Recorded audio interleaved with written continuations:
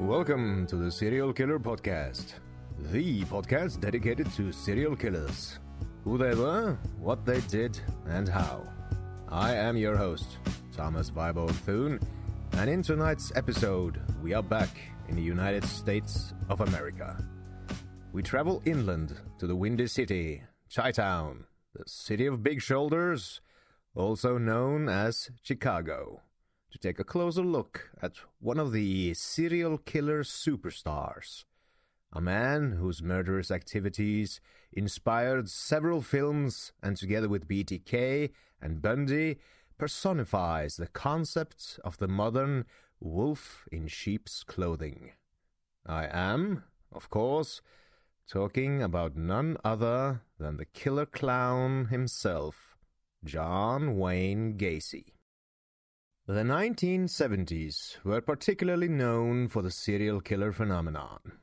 Most of the most famous killers operated, at least in part, during this decade, and John Wayne Gacy was no exception.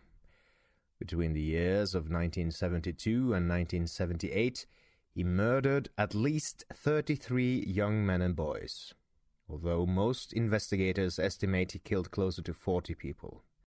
His youngest victim was just 14 years old, and his oldest only 22. Gacy is a particularly interesting case, since he is famous for at first boasting about his crimes, only to later denounce his confession. He was also somewhat of a local celebrity, much beloved by friends, family, and neighbors, and, just like contemporary killer Ted Bundy, a rising star on the political scene, although Gacy was a rising star in the Democratic Party, not the GOP as Bundy was. Gacy, in many ways, personified the Jungian theory of the duality of man. For those not familiar with either the film Full Metal Jacket nor Carl Jung himself, the basis for this is Jung's statement as follows: "Every good quality has its bad side, and nothing that is good can come into the world without directly producing a corresponding evil. This is a painful fact." End quote. For Gacy, this is taken to the extreme. On the one hand, a caring husband, a successful businessman, and one of the guys. On the other, an insecure mama's boy, a gluttonous slob, a closeted homosexual with a ravenous hunger for sexual torture and murder. He came from a solid family background, with loving siblings and a doting mother. His parents, Marion and John, were Catholic and solidly middle class. Gacy had always had an entrepreneurial mindset and busied himself after school with a series of part-time positions: Boy Scout activities, newspaper routes, and worked in a grocery store as a bag boy and stock clerk. But all was not rosy. He, too, much like Jeffrey Dahmer, had a serious injury while a young child. At 11 years old, he fell off a swing set and hit his head, causing a blood clot in his brain. This caused repeated blackouts that eventually went away. Also, he was never a popular kid. From early childhood, he was obese and very socially awkward. As you, dear listener, probably know, kids with these characteristics are more often than not subject to relentless bullying by the popular kids. Many serial killers have somewhat difficult childhoods, and one can wonder if the pent-up rage from these men's grade school years contribute to them going on the prowl later in life. Although John Wayne Jr., thus named both because it was his father's name and favorite actor, was not a social success among his peers, he was very well liked by teachers and staff. However, being well liked does not equal being academically skilled, and Gacy dropped out of high school without graduating. This gravely upset his father, who also had suspicions about his son's homosexuality. And although Gacy never professed anything but love for his father, this love was not returned. Finding himself a high school dropout, unattractive, and not very socially adept young man, Gacy moved out of his parents' home to seek his luck in Las Vegas. While in Vegas, he worked part-time as a janitor in a funeral parlor.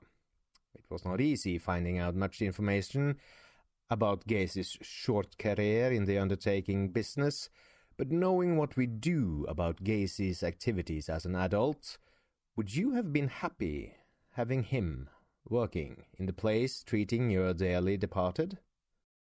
All his life, John Wayne had delusions of grandeur about himself. He thought himself better than a blue-collar janitor worker and was not happy with his stay in fabulous Las Vegas. Deciding Vegas didn't deserve him, Gacy moved back in with his parents outside of Chicago to develop his business talents. He enrolled himself into a business college and eventually graduated. While at business college, he perfected his talent in salesmanship. Gacy was a born salesman who could talk his way in and out of almost anything, a skill he would hone and develop to great use later in life. And so it was. In the 1960s, life seemed to hold a lot of promise for the young John Wayne Gacy.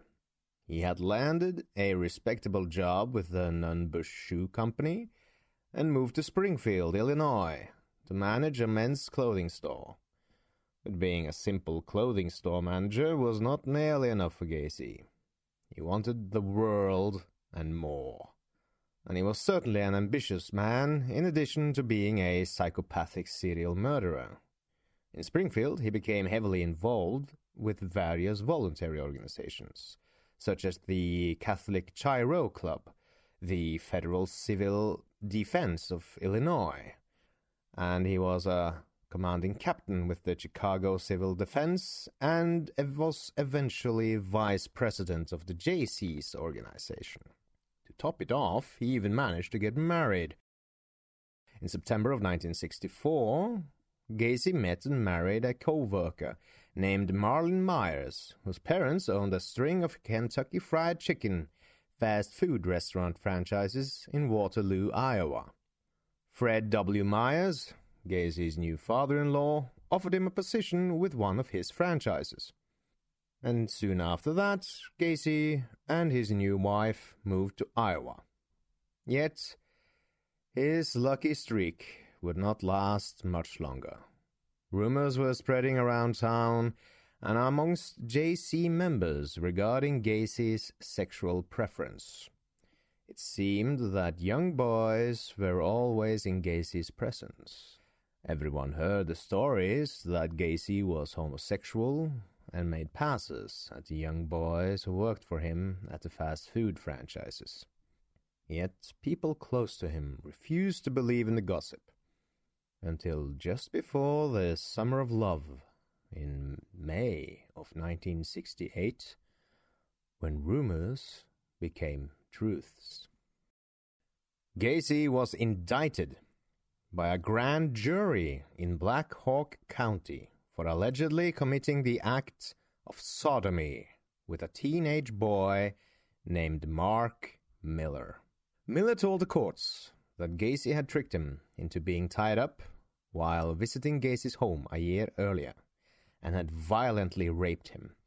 He had shown Miller a variety of dildos, many of them extremely large, all the while detailing what he planned on doing with them, and that he planned on doing those things to Miller. He then proceeded to anally penetrate Miller repeatedly with said dildos, without lube, ripping his sphincter, causing enormous pain.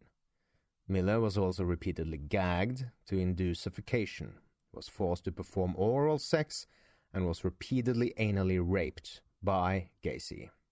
Gacy, of course, denied all the charges against him and told a conflicting story, stating that Miller willingly had sexual relations with him in order to earn extra money. Gacy further insisted that JC members opposed to him becoming president of the local chapter organization were setting him up. However, Miller's were not the only charges that Gacy would have to face. 4 months later, Gacy was charged with hiring an 18-year-old boy to beat up Mark Miller.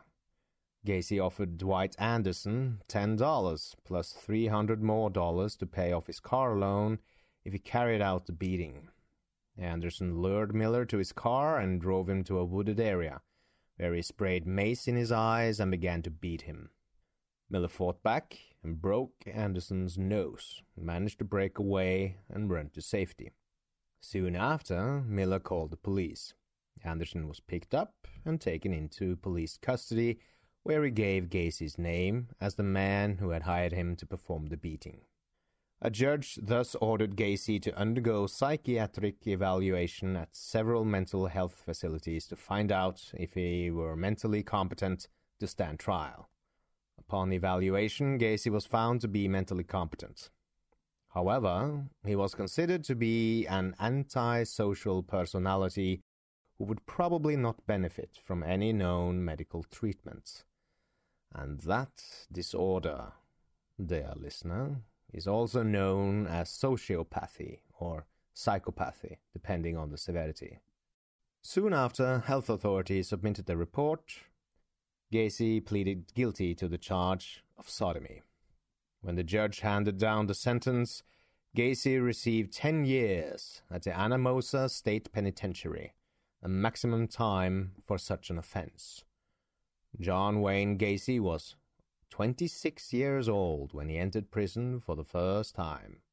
And shortly after Gacy entered prison, his wife divorced him on the grounds that Gacy violated their marriage vows. While in prison, Gacy adhered to all the rules and stayed far away from trouble. He was a model prisoner, realizing that there was a high possibility of an early parole if he remained nonviolent and well-behaved. Another interesting thing about Gacy is that he was an excellent cook. He loved to cook food and soon landed a prison job as a canteen cook. Prisoners and staff still talk about the great food they had been served when John Wayne Gacy was the prison chef. There is actually archival footage from this that I am happy to be able to present to you. A local news station was doing a Christmas special on what the inmates were doing for Christmas, and wound up interviewing a cook-clothing-garbed young Gacy. And here he is, talking about the Christmas menu at the Anamosa State Penitentiary. I'm John Gacy. I'm from Waterloo, Iowa. And you're a man of some authority here. What is your title? Well, I'm first cook in the kitchen, and I run the morning meal and the afternoon meal in the kitchen. How long have you been here? I've been here now a year and about 2 weeks. Am I asking how long do you plan to take up residence here? Well, I hope to be getting out sometime in May. Well, good. You're going to continue as a cook, use that as a profession? Right. This is my profession before I came in. All right. Food service.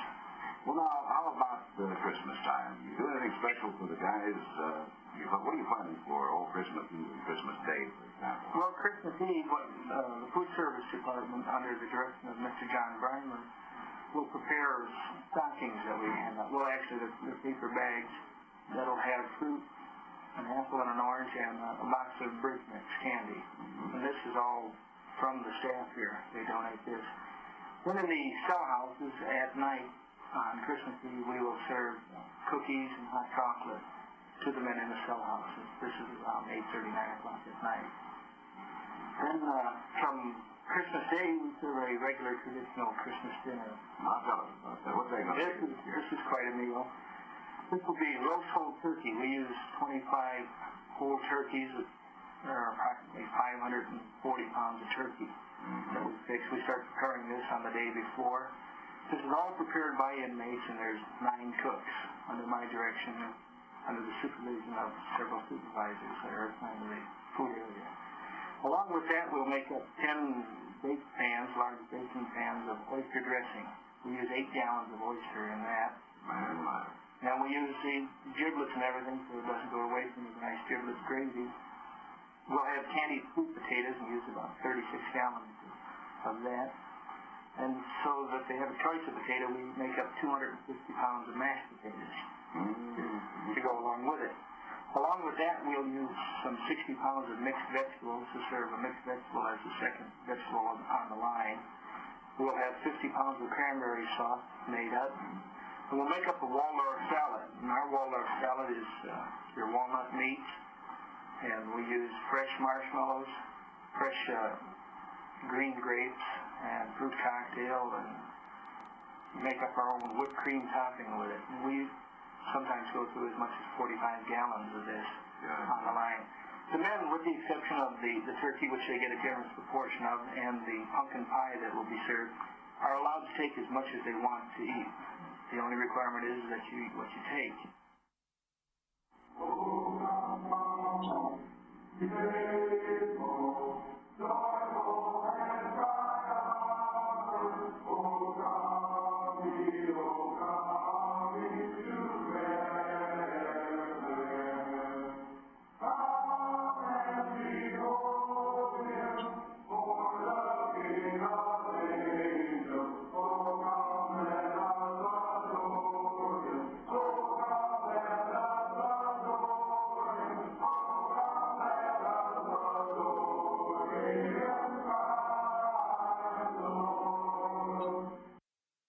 The nice Christmas carol at the end there was sung by the prison choir, of which Gacy was a member.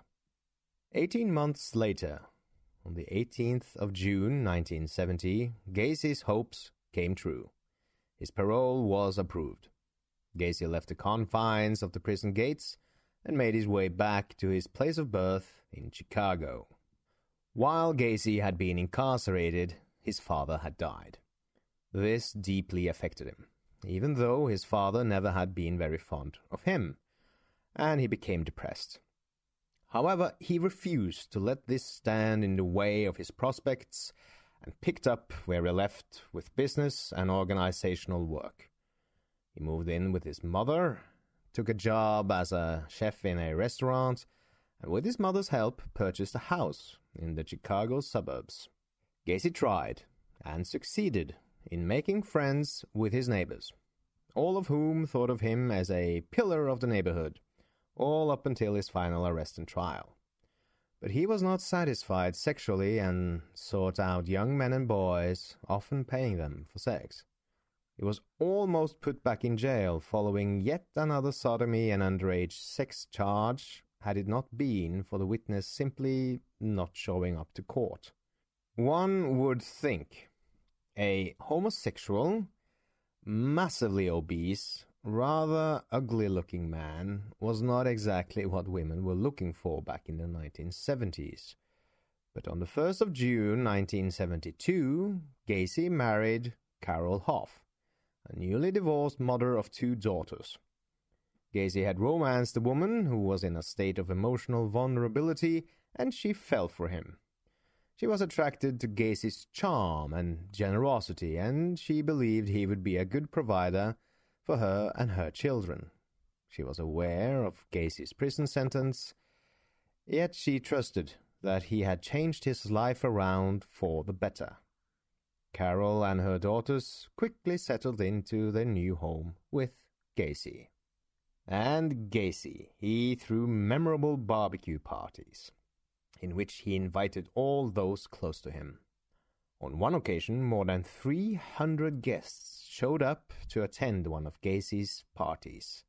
The 2 that were attended by the most people were a luau theme party and a Western theme party. Both were huge successes, and Gacy thrived on the attention he received from people who had either been to or heard of these parties, and he liked to feel important. His wife, his stepchildren, caring neighbors, and multitude of friends all had noticed a foul odor emanating from underneath Gacy's house that never seemed to dissipate. Gacy blamed the horrible stench on some moisture buildup in the crawl space under his house. Today it is easy to be flabbergasted by the fact that no one came to investigate. But dear listener, this was the 70s. in a very all-American middle-class neighborhood. And to top it off, in 1974, Gacy decided he wanted to go into business for himself with a contracting business named Painting, Decorating, and Maintenance, or PDM Contractors, Incorporated. So no one simply entertained any reason why Gacy would lie. He hired young teenage boys to work for him. He told friends that he hired such young men to keep the costs low. However, that was not Gacy's only reason for hiring teenage boys. Gacy intended to seduce his young employees. His homosexual desires and urge to inflict harm were slowly becoming more apparent to those around him, especially his wife. Their sex life had come to a halt, and Gacy's moods became more unpredictable. He would be in a good mood one moment, and the next moment he would be flying into an uncontrollable rage and throwing furniture. He was an insomniac, and his lack of sleep seemed to have only exacerbated his other problems. Gacy was rarely home in the evenings, and when he was either fixing something with the outside of the house or working in the garage. However, there was one thing that Carroll was extremely worried about. It was not only that Gacy showed no sexual interest in her that hurt Carroll, but also what pained her even more was when she began to find magazines with naked men and boys in her house. She knew that Gacy was reading them, and he acted nonchalantly about his new choice of reading material. In fact, Gacy had told Carroll that he preferred boys to women. Naturally, Carroll was distressed by this, and she soon filed for divorce. The couple's divorce became final on the 2nd of March, 1976. Although Gacy was having marital problems, he refused to let it hold him back from realizing his dream of success. Being a man who thrived on and delighted in recognition and attention, Gacy turned his sights to the world of politics. It was in politics that Gacy hoped to make his mark on the world. He had high aspirations and hoped to one day run for public office. Gacy realized that he needed to get his name out and make himself known by participating in volunteer projects and community activities. He also knew that if he were to succeed in politics, he had to win over the people. And Gacy had a natural talent when it came to persuading others, and he creatively came up with a way to gain the recognition he sought. It was not long before Gacy caught the attention of Robert F. Matwick, the Democratic Township Committeeman for Norwood Park. As a free service to the community, Gacy and his employees volunteered to clean up the Democratic headquarters. And it was while trying to rise in the Democratic Party that Gacy started what would gain him his infamous nickname. Gacy had impressed Matwick when the contractor had dressed up as Pogo the Clown and entertained children at parties and hospitals. Unaware of Gacy's past and impressed by his sense of duty and dedication towards the community, Matwick nominated Gacy to the Street Lighting Commission. In 1975, Gacy became the secretary-treasurer. It seemed as if Gacy's dreams of success were beginning to come true. However, his career in politics would be short-lived. Troubles started to brew when rumors again began to circulate about Gacy having homosexual interests in teenage boys. One of these rumors stemmed from an actual incident that took place during the time Gacy was involved with cleaning the Democratic Party headquarters. One of the teenagers who worked with Gacy on that particular project was a 16-year-old boy named Tony Antonucci. According to the boy, Gacy made sexual advances towards him. He had backed off when Antonucci threatened to hit him with a chair. Gacy joked about the situation and left him alone for a month. The following month while visiting Gacy's home, Gacy again approached Antonucci. Gacy tried to trick the young man into handcuffs, and believing he was securely cuffed, he began to undress the boy. However, Antonucci had made sure that one of his hands was loosely cuffed, and he was able to free himself and wrestle Gacy to the ground. Once he had Gacy on the ground, he handcuffed him, but eventually let him go after Gacy promised he would never again try touching him. Gacy never made sexual advances towards Antonucci again, and the boy remained working for Gacy for almost a year following the incident. Again, we are left wondering how anyone could be so naive and not report Gacy to the authorities. But those were the times. And the kid probably needed the money and didn't have any reason to think Gacy was anything other than a closeted homosexual. It was around this time that things started to unravel for Gacy. His health problems stemming from his extremely unhealthy lifestyle, his mental issues, his divorce, and sexual urges all came to a climax and resulted in 7 young men's disappearance in short succession.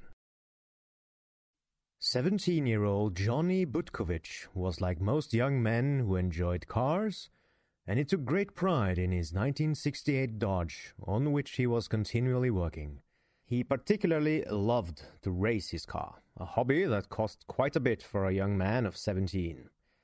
In order to pay for new parts to sustain his hobby, he knew he had to get a job. Johnny began doing remodeling work for Gacy at PDM Contractors, a position he enjoyed and that paid well. He and Gacy had a good working relationship, which made the long hours pass by more quickly. However, their working relationship ended abruptly when Gacy refused to pay Johnny for 2 weeks of work, something Gacy did often to his employees in order to save money for himself. Angered that Gacy had withheld his pay, Johnny went over to his boss's house with 2 friends to collect what he believed was rightfully his. When Johnny confronted him about his paycheck, Gacy refused to pay him, and a large argument erupted.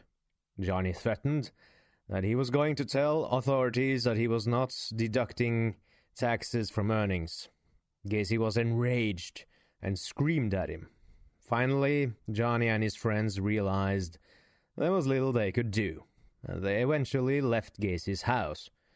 Johnny dropped off his friends at their house and drove away, never to be seen alive again.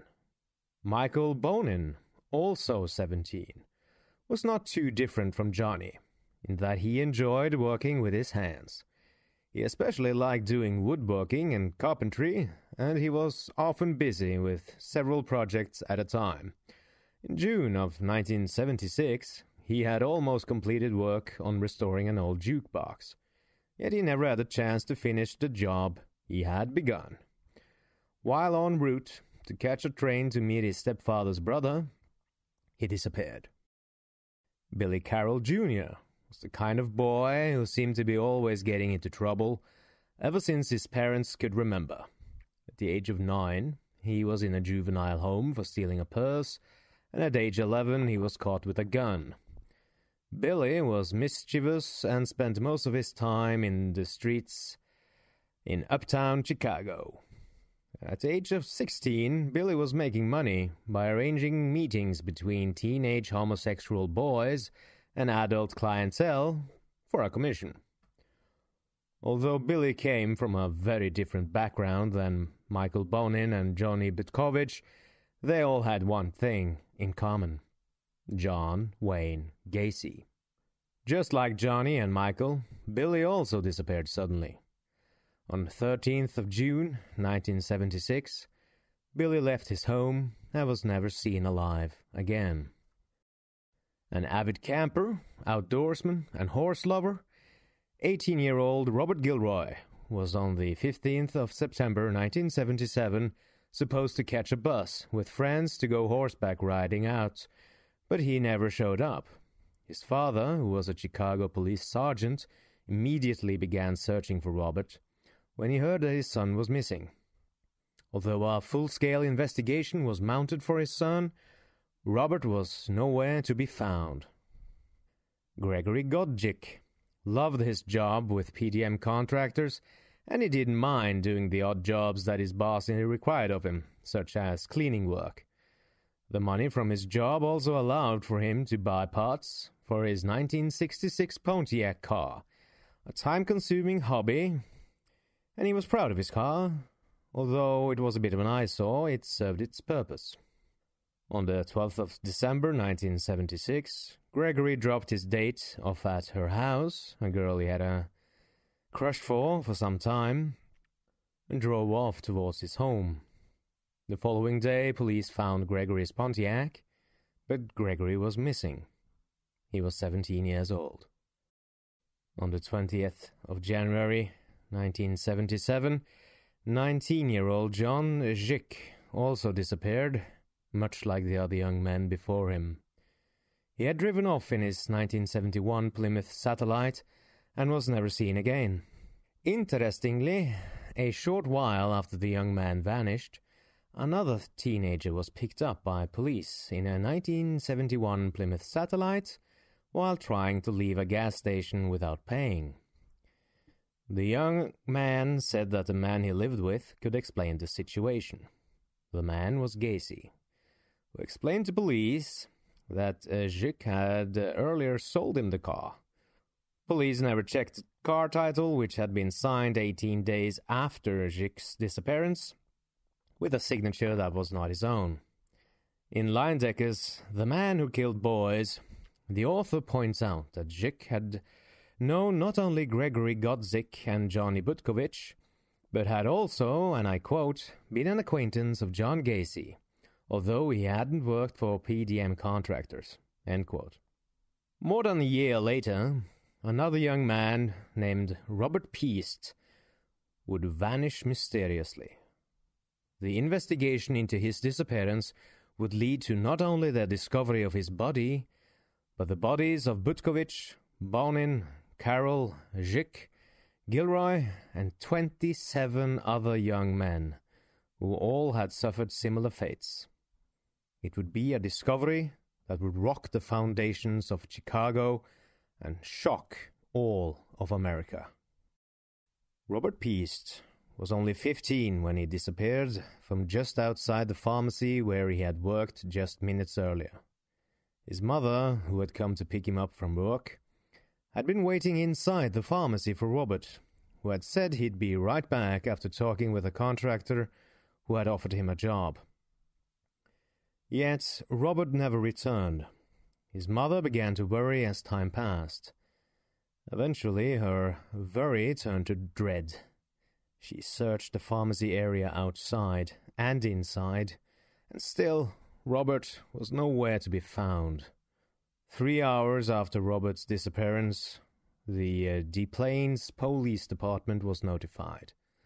Lieutenant Joseph Kozenchak led the investigation. Soon after learning the name of the contractor who had offered the job to Peast, Lieutenant Kozenchak knocked at the man's door. When Mr. Gacy answered, the lieutenant told him about the missing boy and asked Gacy to go with him to the police station for questioning. Gacy said he was unable to leave his home at the moment, because there was a recent death in the family, and he had had to attend to some phone calls. Gacy showed up at the police station hours later and gave his statement to police. Gacy said he knew nothing about the boy's disappearance and left the station after further questioning. Lieutenant Kozenchak decided to run a background check on Gacy the next day, and was surprised to find that Mr. Gacy had served time for committing sodomy on a teenager years earlier. Soon after Lieutenant Kozenchak's discovery, he obtained a search warrant for Gacy's house. It was there that he believed he would find Robert Peast. So it was on the 13th of December, 1978, police entered John Wayne Gacy Jr.'s house on Summerdale Avenue. Gacy was not at his home during the investigation. Inspector Couts was in charge of taking inventory of any recovered evidence that might be found at the house.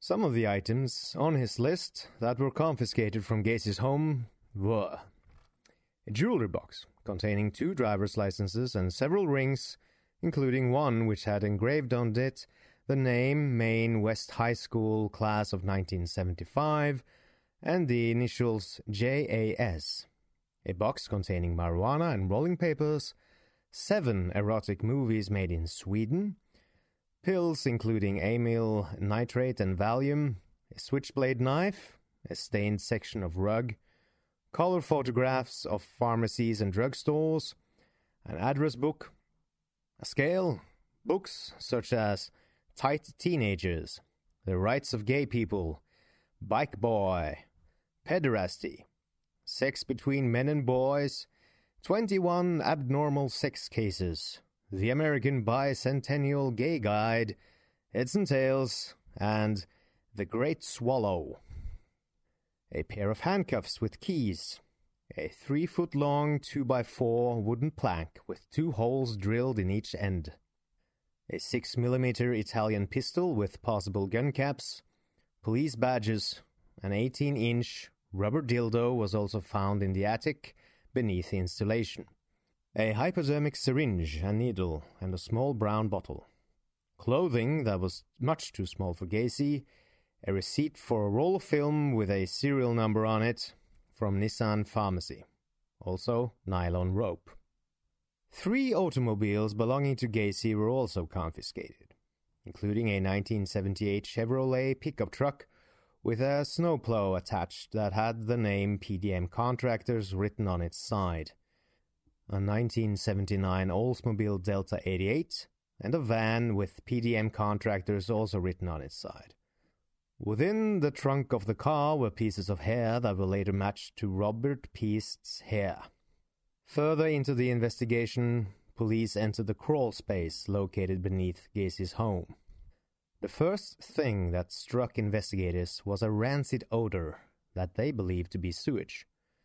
The earth in the crawl space was sprinkled with lime, seemed to have been untouched.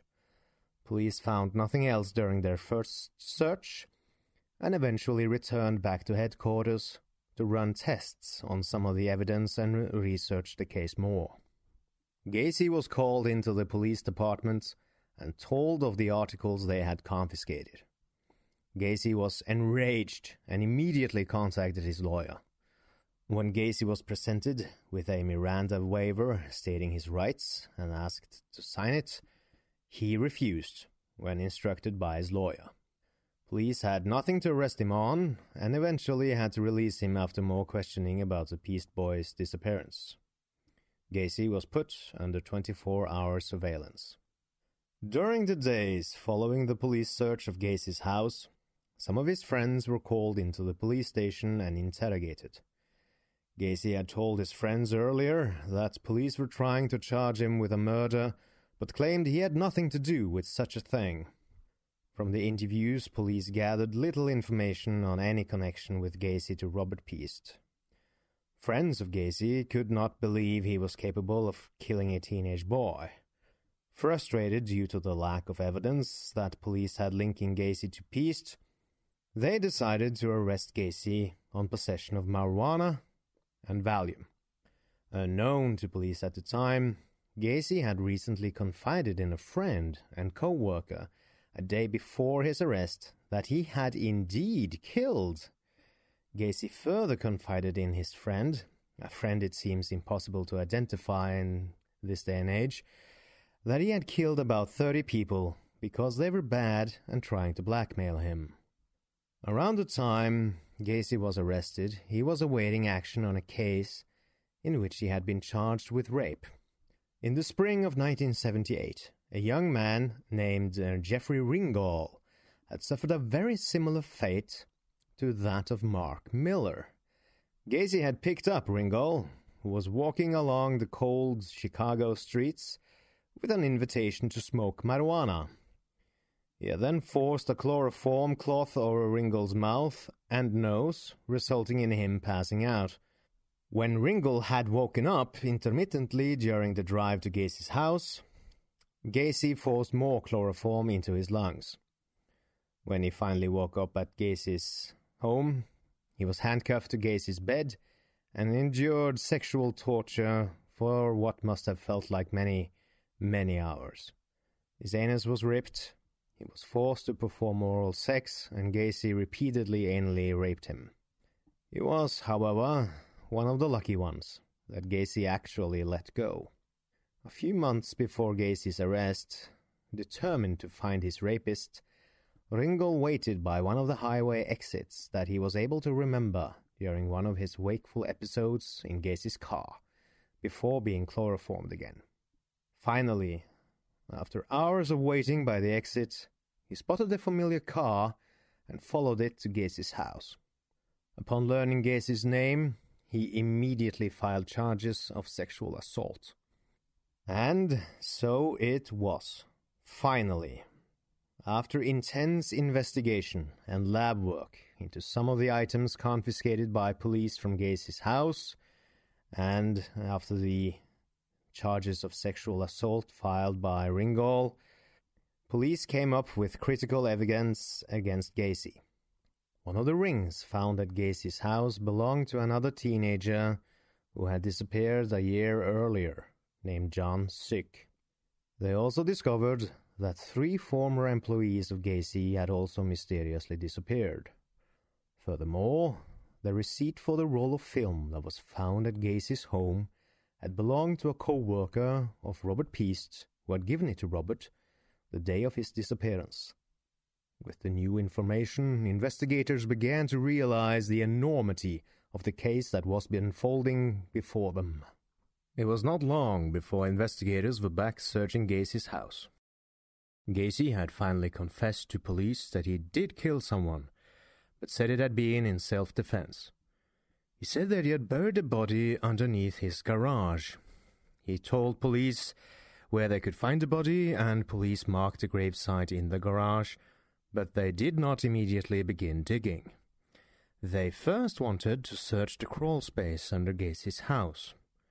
It smelled rancid down there, and the lime on top of the earth woke the investigators' curiosity. It was not long before they discovered a suspicious mound of earth. Minutes after digging into the suspicious mound, investigators found the remains of a body. That evening, Dr. Robert Stein, Cook County medical examiner, was called in to help with the investigation. Upon his arrival at Gacy's house, he immediately recognized a familiar odor, the distinctive smell of death. Stein began to organize the search for more bodies by marking off the areas of earth in sections, as if it were an archaeological site. He knew that the excavation of a decomposing body must be done with the utmost care to preserve its integrity and that of the gravesite.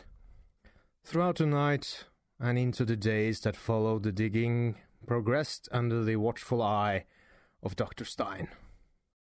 On Friday, the 22nd of December, 1978, Gacy finally confessed to police that he had killed at least 30 people and buried most of the remains of the victims beneath the crawl space of his house. According to the book Killer Clown, The John Wayne Gacy Murders by Sullivan and Macon, Gacy said, and I quote, "The first killing took place in January 1972 and the second in January of 1974, about a year and a half after my marriage." He further confessed that he would lure his victims into being handcuffed, and then he would sexually assault them. To muffle the screams of his victims, he would stuff a sock, or underwear, or paper into their mouths and down their throats, and kill them by pulling a rope or board against their throats as he was raping them. Gacy admitted to sometimes keeping the dead bodies under his bed or in the attic for several hours before eventually burying them in the crawl space when the smell of them became too much.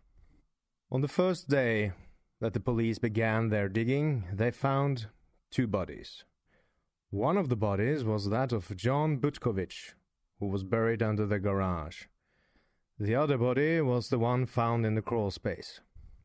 As the days passed, the body count grew higher. Some of the victims were found with their underwear still lodged deep in their throats. Other victims were buried so close together that police believed they were probably killed or buried at the same time. Gacy did confirm to police that he had on several occasions killed more than one person in a day. However, the reason he gave for them being buried so close together was that he was simply running out of room and needed to conserve space. On the 28th of December, police had removed a total of 27 bodies from underneath Gacy's house. There was also another body found weeks earlier, yet it was not in the crawl space. The naked corpse of Frank Wayne Dale Landigan was found in the Des Plaines River. At the time of the discovery, police were not yet aware of Gacy's horrible crimes, and the case was still under investigation. But investigators found Landigan's driver's license in Gacy's home and connected him to the young man's murder. Landigan was not the only one of Gacy's victims to be found in the river. Also, on the 28th of December, police removed from the Des Plaines River the body of James Mojo Mazzara, who still had his underwear lodged deep in his throat. The coroner said that the underwear stuffed down the victim's throat had caused Mazzara to suffocate. Gacy told police that the reason he disposed of the bodies in the river was because he ran out of room in his crawl space and because he had been experiencing back problems from digging the graves. Mazzara was the 29th victim of Gacy's to be found, yet it would not be the last. By the end of February, police were still digging up Gacy's property. They had already gutted the house and were unable to find any more bodies in the crawl space. It had taken investigators longer than expected to resume the search due to the bad winter storms that froze the ground and the long process of obtaining proper search warrants. However, they believed there were still more bodies to be found, and they were right. While workmen were breaking up the concrete of Gacy's patio, they came across another horrific discovery. They found the body of a man still in good condition, preserved in the concrete. The man wore a pair of blue jeans shorts and a wedding ring. Gacy's victims no longer included just young boys or suspected homosexuals, but now also married men. The following week, another body was discovered. The 31st body to be found linked to Gacy was in the Illinois River. Investigators were able to discover the identity of the young man by a Tim Lee tattoo on one of his arms. A friend of the victim's father had recognized the Tim Lee tattoo while reading a newspaper story about the discovery of a body in the river. This victim's name was Timothy O'Rourke, who was said to be such a fan of Bruce Lee that he took the Kung Fu master's last name and added it to his own name in his tattoo. It is possible that Gacy had become acquainted with the young man in one of the gay bars in Newtown. Yet another body was found on Gacy's property around the time O'Rourke was discovered and pulled from the river. The body was located beneath the recreation room of Gacy's house. It would be the last body to be found on Gacy's property. Soon after the discovery, the house was destroyed and reduced to rubble. Unfortunately, among the 32 bodies that were discovered, that of Robert Peast was still unaccounted for. Peast was still missing. Finally, in April of 1979, the remains of Robert Peast were discovered in the Illinois River. His body had supposedly been lodged somewhere along the river, making it difficult to find his body. However, strong winds must have dislodged the corpse and carried it to the locks at Dresden Dam, where it was eventually discovered. Autopsy reports on Piest determined that he had suffocated from paper towels being lodged down his throat. The family soon after filed a $85 million lawsuit against Gacy for the murder, and the Iowa Board of Parole, the Department of Corrections, and the Chicago Police Department for negligence. Police investigators continued to match dental records and other clues to help identify the remaining victims who were found on Gacy's property. All but 9 of the victims were finally identified.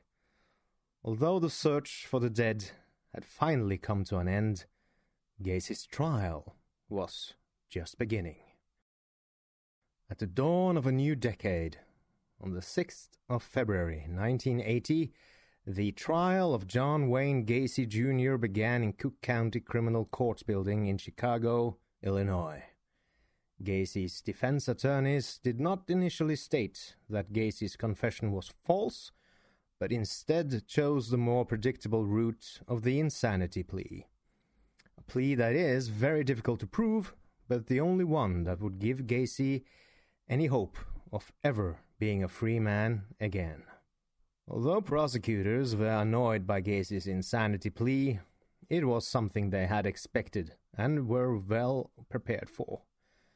When the opening statements had concluded, the prosecution brought its first witness to the stand, Marko Butkovich, the father of Gacy's victim John Butkovich. He was the first witness of many that included the family and friends of the murdered victims. Some of the witnesses broke down in tears on the bench, while others sadly recounted their last goodbyes to their loved ones. Following the friends and family of the victims came the testimony of those who worked for Gacy, who survived sexual and usually violent encounters with their boss. Some of his ex-employees told of his mood swings and how he would trick them into being handcuffed. Gacy had told the young man as a game, "Hey, try on these handcuffs and see if you can get out. There's a fun trick to it." The young man, never suspecting anything, did as he was told, and Gacy, while the young man was properly handcuffed, suddenly changed his face and leered at the young man, held up a key and said, "The trick is to actually have the key." He then proceeded to rape the young man. Others again told of how Gacy constantly made passes at them while at work. On the 24th of February, the defense began its proceedings, and to the surprise of many in the courtroom, the first witness they had called was Jeffrey Ringgold. The prosecution thought it better to use Ringgold in cross-examination. Gacy's other defense lawyer, Amirante, asked Ringgold if he thought Gacy was able to control himself. Ringgold didn't believe so, considering the savagery of Gacy's attack. The testimony of Ringgold did not last very long, because he broke down while telling the court the details of his rape. Ringgold was so stressed that he began to vomit and cry hysterically. He was eventually removed from the courtroom as Gacy sat by exhibiting no signs of emotion. In an effort to prove Gacy's insanity, the defense team called to the stand the friends and family of the accused killer. Gacy's mother told of how her husband abused Gacy on several occasions, at one time whipping him with a leather strap. Gacy's sister told a similar story of how she repeatedly witnessed her brother being verbally abused by the father. Others who testified for the defense told of how Mr. Gacy was a good and generous man who helped those in need and always had a smile on his face. Gacy's friendly neighbors, the Grexas, took the stand and told of how wonderful a neighbor he was. However, Mrs. Grexa did say something that would prove damaging to Gacy's case. She refused to say that he was crazy. Instead, she said she believed Gacy to be, and I quote, "a very brilliant man." That statement would conflict with the defense's story that Gacy was unable to control his actions and was insane. It took only 2 hours of deliberation before the jury came back with its verdict. The courtroom was filled with silence, and everyone within stood at attention when the jury marched in with its verdict. The silence was broken when the court clerk read, "We, the jury, find the defendant, John Wayne Gacy, guilty." He was found guilty in the deaths of 33 young men, and at the time he had the singular notoriety of having been convicted of more murders than anyone else in American history. I put an emphasis on convicted here because, as we know, Gacy does not hold the record in body count in America nor the world, but he did, up until Gary Ridgway, hold the record for being convicted of most murders. Gacy received 21 life sentences and 12 death sentences and was sent to Menard Correctional Center to await execution. While on death row, Gacy was again the model prisoner. He spent most of his time painting and corresponding with his lawyer and family. Due to the enormity of his crimes and the media frenzy following his arrest and conviction, Gacy received a lot of mail from strangers. Love letters, letters from academics trying to study his case, and a surprising amount of letters from people admiring him. Gacy's paintings was usually self-portraits of himself as Pogo the Clown. You can actually still buy some of these paintings as they keep turning up at various auction houses.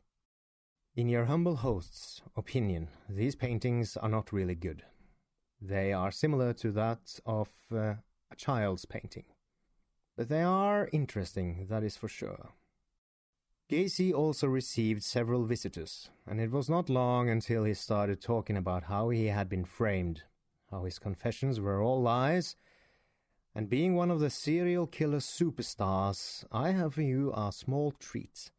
Gacy himself arguing his innocence in the last recorded interview for television. That I'm a homosexual thrill killer, that I strolled down the streets and stalked young boys and slaughtered them. Hell, if you could see my schedule, my work schedule, you know damn well that I was never out there. Vengeance is mine, saith the Lord, because you will have executed somebody that didn't commit the crime. John Wayne Gacy, 51 years old, was executed by lethal injection at Stateville Penitentiary on the 10th of May 1994.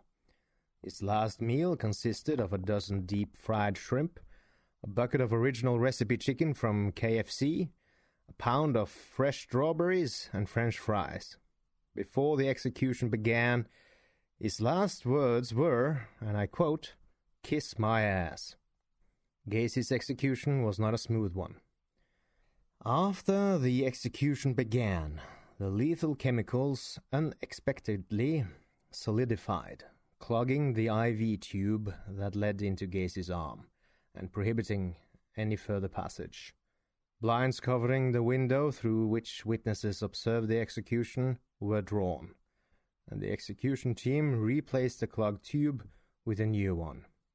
10 minutes later, the blinds were then reopened, and the execution process resumed. It took 18 minutes to complete. I have been your host, Thomas Warburg Thune. Doing this podcast is a labor of love. But if you want to support me, it is greatly appreciated. I have created a Patreon account that you can find at www.patreon.com/theserialkillerpodcast. Any donation, no matter how small, helps a great deal. If only 2% of my monthly listeners donated $1 a month, it would enable me to really increase the quality further and ensure the continuation of the series. Most of all, I wish to provide you, dear listener, with as good quality content as possible. In order to do this, I need to know a bit more about my audience. So please, Take 30 seconds out of your no doubt busy schedule and fill out my small questionnaire you will find on my website at www.serialkillerpod.wordpress.com and in the description of this episode.